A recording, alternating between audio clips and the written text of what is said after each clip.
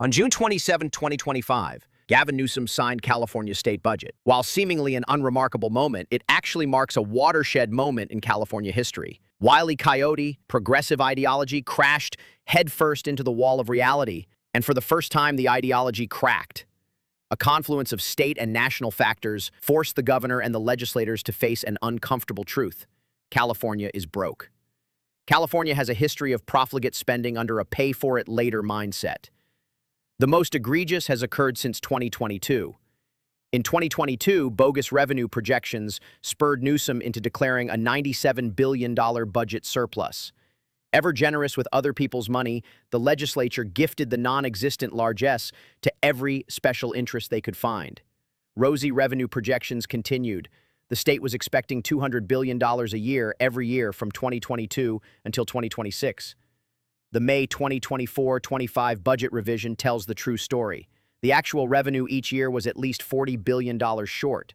The 2025-26 projections indicate less revenue than expected in nearly all fields. The latest budget allegedly closes a $12 billion hole.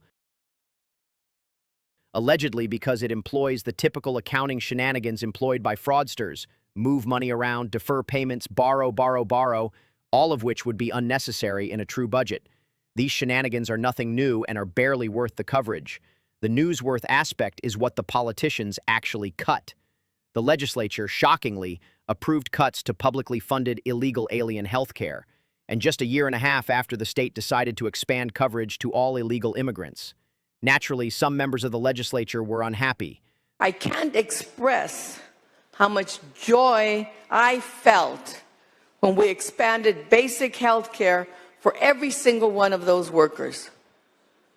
Today, that joy that I was so happy about, that joy has turned into pain.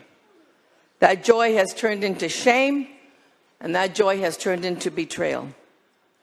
I ask everyone a very simple thing. Remember today's date and what the Senate is doing. If you listen to Just Durazo, you would think the legislature had crystal-knocked Latinos statewide instead of freezing illegal immigrant enrollment and charging a very modest premium, $30 a month starting 2 years in the future. They feel quite bad about it. They feel as if they have betrayed their constituents, forgetting that their constituents are American citizens.